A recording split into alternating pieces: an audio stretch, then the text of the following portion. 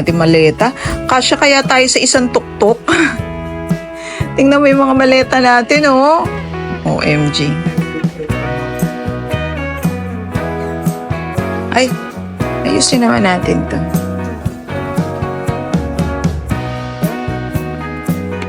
Ayan. Hindi naman sila masyadong maano sa atin.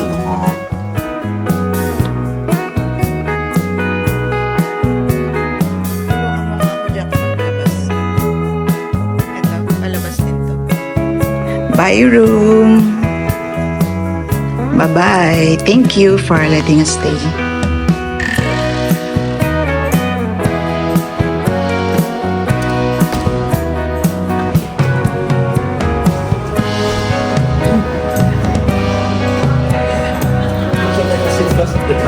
Okay. Sit down daw kayo. Sit down.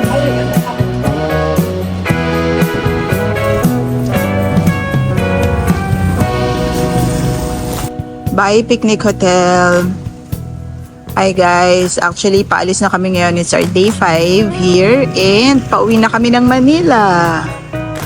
And alam nyo, kumuha kami ng services, airport services dito sa hotel. Nag-offer si Kuya, mababait yung mga tao dito sa Picnic Hotel guys. Nag-offer sila ng ng airport van. And 1,200 lang yung airport van. So pinag-divide namin ng 5. So lumalabas 240 baht lang, which is affordable na yon, pwede na yon. Kasi nga ganun din naman, magtutuktok kami tapos mag-airport train. So parang ganun din. Wala pang comfort yon, hirap pa kami magbuhat. So I think hindi kaya ito na yun. Ayan guys, pakita ko lang sa inyo ulit, last look dito sa lugar natin dito sa Bangkok. Pratunam, I think Pratunam area to. Lalagay ko na lang yung eksaktong pangalan ng street. And okay, maganda yung, alam nyo maganda yung stay namin dito sa Picnic Hotel. Okay, sobrang ganda ng stay namin dito. Ang naging comment ko lang talaga nung umpisa is, ano siya, yung malayo kasi siya, mahaba ang lalakarin. Ayan o, pag dinaretso nyo yan, yung kahabaan na yan, yun yung Victory Monument Station ng BTS. Pero ang haba niya guys, siguro mga 500-600 meters.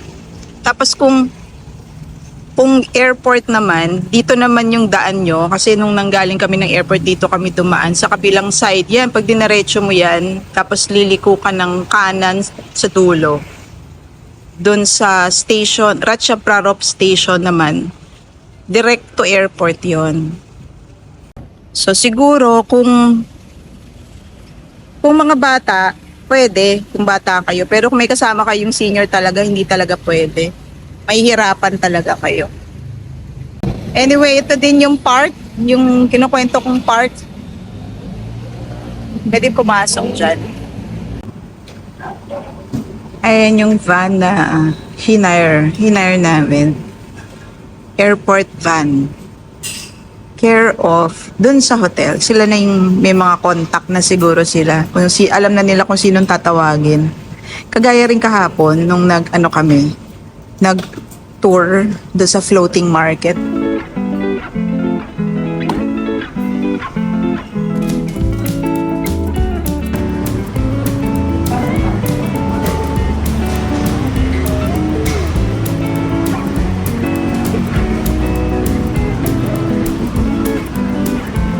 Ako na lang sa wala.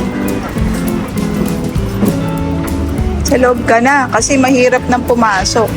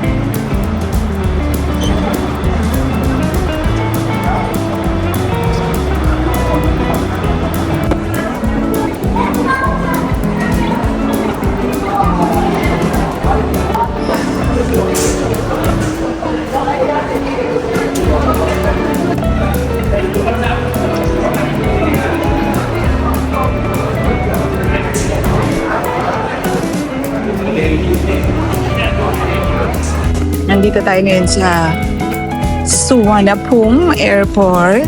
Pakita ko sa inyo yung itsura dito. May Gucci sa likod ko. May Louis Vuitton sa likod ko ulit. At madami siyang mga tatak na hindi natin afford. Char. May Dior. Pakita ko sa inyo. Ayan, may Dior. May Bulgari. May time zone. O, diba? May time zone pala dito. Ayan, Cebu Pacific, 11:15. Yung alis, ay nawala. Ayun, C6. Gate C6. And, anong oras lang? Yan. Alam nyo guys, yung 10,000 peso challenge natin. Pasok sa banga yun. 10,000 pesos. Kaya lang, alaman yung wallet ko. Naubos. Yung 10,000 pesos or 5,750 pa. For 5 days, ubos siya. Pero okay lang, sa airport na tayo ngayon. Ngayon guys, may MCM. Tapos, alin ba dito ang nakasale? May sale daw eh, Versace. Yan, Versace, tas may sale. MCM. O diba? Gusto ko rin bumili niyan eh, yung MCM na yan. Pero ayoko nang tanungin kung magkano. At baka hindi natin kaya. Ito, Longchamp. Meron naman lang Longchamp dito sa Rustans. Kaya siguro, ano na, carry lang. Hala, parang gusto kong bumili. Dito, imported chocolates. Baka mura-mura dito. Tsaka perfume, cosmetics. Parang gusto kong bumili ng perfume. Or ng chocolate. Buy 5, get 1 free. O, diba? King Power. King Power Duty Free. Di ba malapit ito dun sa hotel natin? King Power. Alam nyo guys, di ba nag-request ako ng wheelchair assistance? Sobrang tagal. Na wala na, hindi na lang kami umalis na sila. Ayun, no, kita nyo si ate ko. Naglalakad na lang. Pero wag kayong mag-alala kasi napakagaan lang niyang maleta. Para mga 2 kilos lang yata eh. 3 kilos lang yung maleta na yan. Sobrang gaan yan. Ayan o, pwede na lang siya siguro maupo. Maupo na lang siya dyan o, kung napapagod. Japanese brand yung lalabo. Yan o, lalabo. Wala, parang gusto ko. Ha? C6 tayo ah. Natatempt na ako guys na natatempt na akong bumili. Kasi buy 4 get 1 free. Yung mga imported na chocolates. Natatempt na ako. C6 yung gate namin. And siya, medyo malayo siya. Sabi kanina, 13-minute walk daw yung C6 na gate. Kaya, ayun, may mga kainan. Yung mga kainan, kala mo naman may cash pa ako eh, no? Naubos na yung 5,000 plus baht ko na ba ako. Ubus talaga yun, guys. Pero ibig sabihin, kaya pala. Kaya pala na ang pocket money mo lang 10,000. Tapos may mga tour pa kami no na, 'di ba? Dami pa namin pinuntahan. Tapos nakabili pa ako sa Platinum. Ay, tama ba? Sa Platinum Mall? Ay, hindi. Sa Job Fair. Nasaan na si C6? O nga, McDonald's, tanong natin kung pwede pa dating yung rabbit card. Kung pwede pa natin yung rabbit card. Ma-refund. Pero nasan si C6? Ayun. Wait lang. Wait lang, tatanungin ko muna. Teka, may titingnan lang ako dito. May titingnan lang ako. Kasi mayroong sale. Anong naka-sale dito? Ayun, wait, titingnan ko. Saglit lang. Ito, ganda. Ay, nice. Ito yung gusto kong bag. Ganda. Ito. Magkano to? 6,000 baht? 6,800 baht. Ala guys, yung nagustuhan ko na bag sa Lacoste, 6,800 baht. Lalabas 11,000 pesos. Wag na lang. Biglang ganun eh. Wag na lang. Ang layo guys ng C6. Ano ba yan? Grabe. Ito, pa letter C. 7-minute walk pa. Oh gosh. Ay, kawawa nga yung ate ko. Dapat magpahinga muna siya. Eh, grabe naman kasi. Di sana. Ang tagal kasi nilang bigay yung, ano ba tawag doon? Yung wheelchair.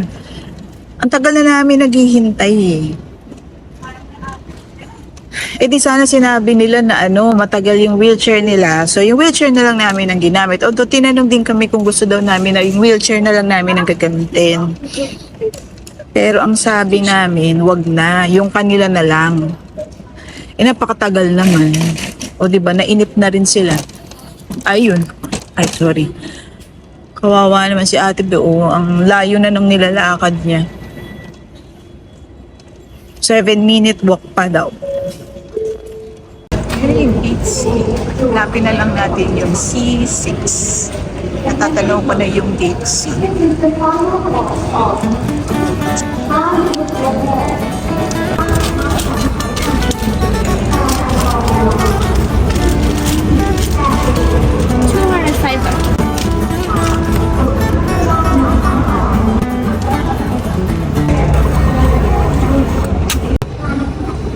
Ay, nag-hoard na naman ng mango sticky rice.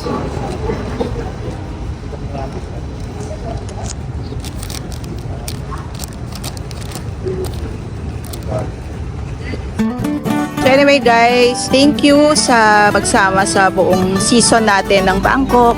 And maraming salamat for watching our vlogs dito sa Bangkok, Thailand. Thank you, and kung hindi ka pa nakakapag-subscribe, I hope you consider subscribing. Thank you for watching.